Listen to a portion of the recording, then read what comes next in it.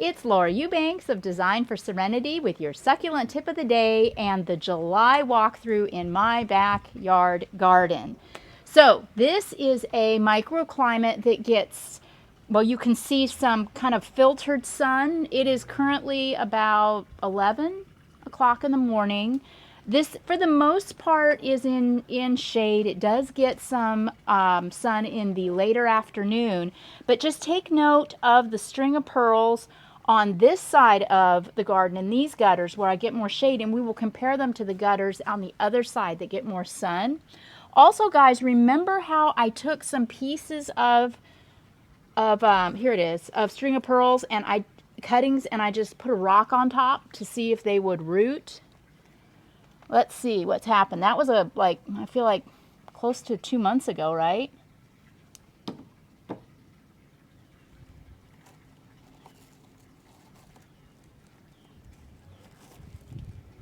Nope, not a single root in sight. Very interesting. However, they are still alive. You know, they don't look awesome, but they look okay.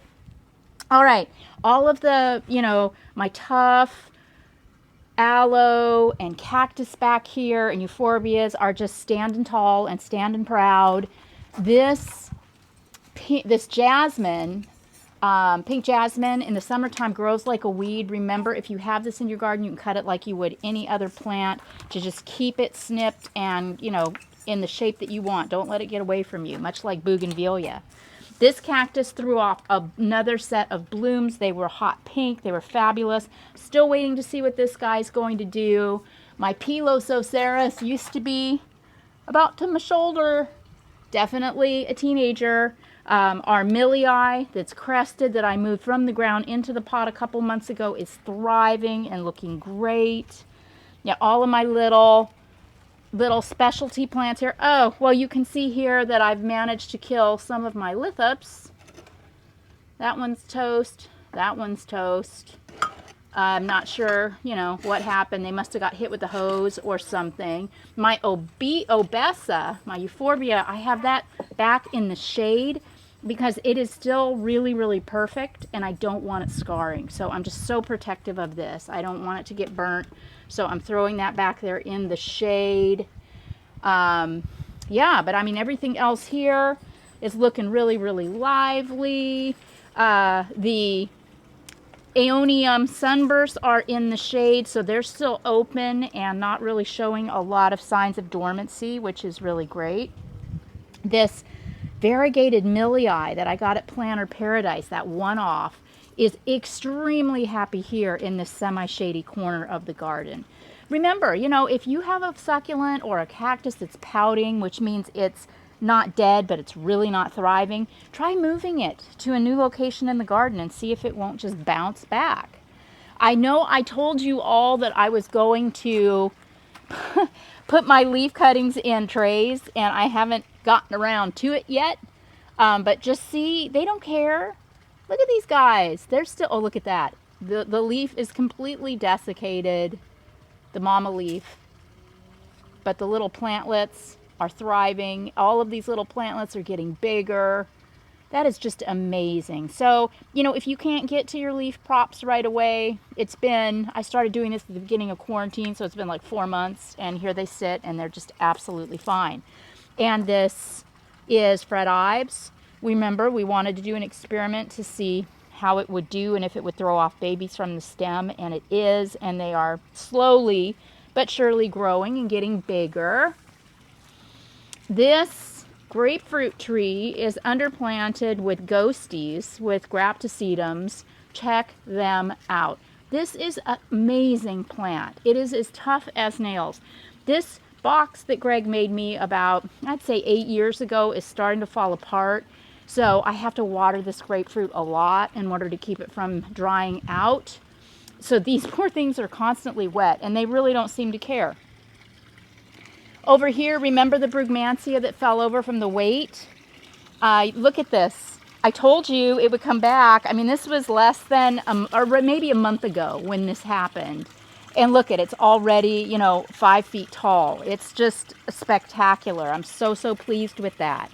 This Aloe Goliath in the July garden is looking a little stressed. Some of the underleaves, you know, have got some sunburn on them and some freckling.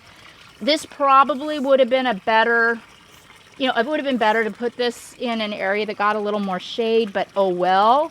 I will never have room for this. I don't have that much shade.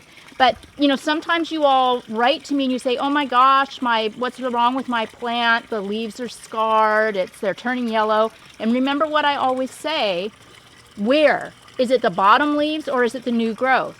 If your bottom leaves are scarring or turning yellow, that's probably just normal. Check the new growth, and if the new growth is healthy, you're likely in really, really good shape.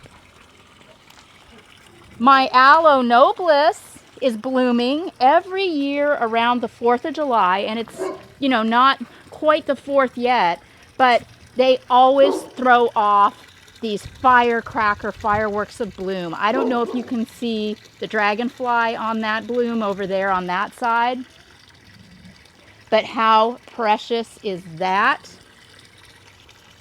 Everything back here is still looking good. I can expect, thank you, Bentley. I can expect to lose this thyme, this elfin thyme. It kind of dies back every year when it gets hot, and then it makes a resurgence when the weather cools off. I have flooded the pond a minimum of 2 times since I talked to you last, and you can see that the plants aren't dying, thank God. They were literally submerged in water twice. So again, the resilience of these plants never disappoints. I think the Aleuaudia procera, this branch here, I might have to cut off at some point because the weight of it is going to make it cumbersome trying to get by. But I've also learned through trial and error and experimentation that these work really well as cuttings. So when I do saw this off, I will reset it somewhere else and it should be fine. Take a look at my Echeveria agavoides. Isn't she stunning? This plant loves the full sun. It's thrilled to be here. I have taken big pieces of this plant and moved it around the garden. I probably have 10 more just like this in other areas as one-offs that will also pup. Magnificent choice. This is a little Mediopicta alba. And yes, no, that's not going to stay there forever. That plant can get pretty big. But for right now, as a baby, I think it's kind of cute. So I'm going to let it ride until it's too big and then I'll move it. Aloe Dorothiae. This plant will turn even more orange as the summer progresses. Your propeller plants, you know, these bloom in the fall so beautifully. This one's looking a little desiccated right now. I might want to throw some water on that, just a little bit. I don't want to overdo it. Oh, look at the Stephanotis. Not a succulent, but this is something that I just love, and it's so tough and easy to grow. I cut it back every winter pretty much to a nub because I don't want it to completely take over and become a tangled mess. I just kind of like it like this, but it's so fragrant. It's just the most beautiful smell. Make sure to remember to try to add some scent into your garden. It's just a way to experience the senses. I've got roses and Stephanotis and honeysuckle and citrus. Quite a few bloomers that bring me a lot of joy. This variegated agave attenuata has not disappointed. Remember, back at the beginning of quarantine, we sawed it off and reset it because she was pointing the wrong direction. She is looking healthy, wealthy, and wise.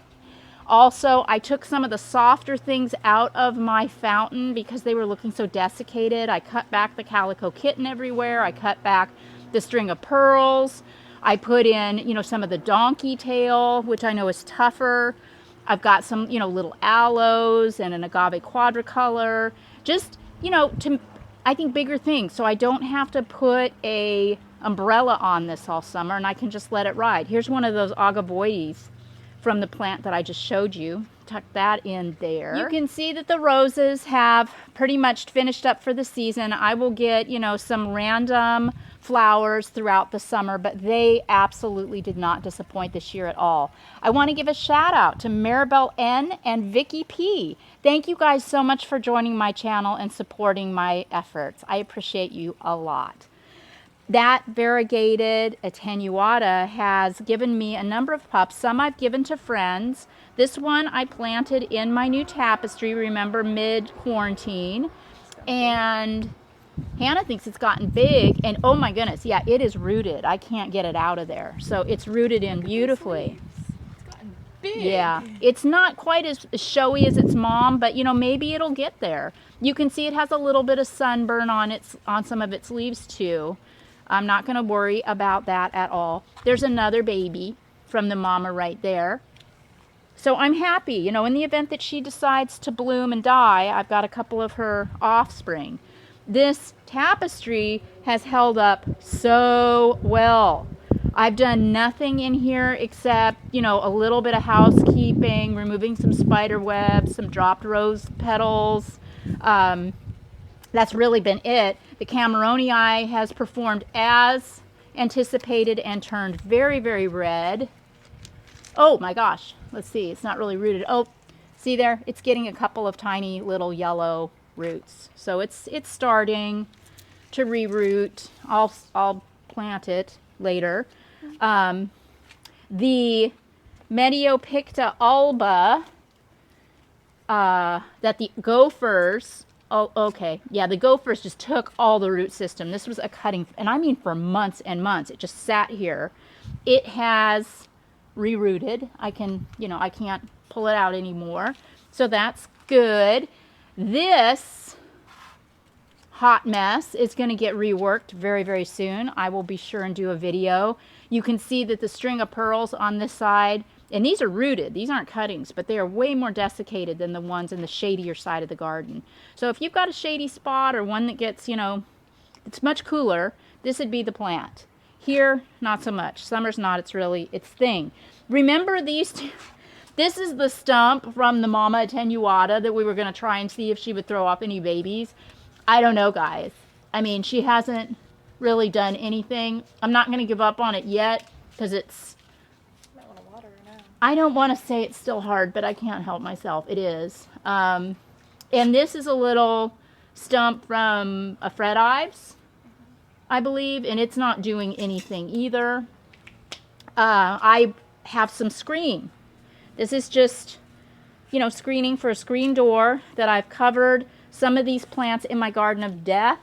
I'm trying to protect them from sunburn. I highly recommend screening or weed barrier fabric to protect your plants in these hotter months. Well, I hope you've enjoyed the walkthrough. This has been Laura Eubanks with Thing, the succulent cat, in my garden on a walkabout in July, and your succulent tip of the day.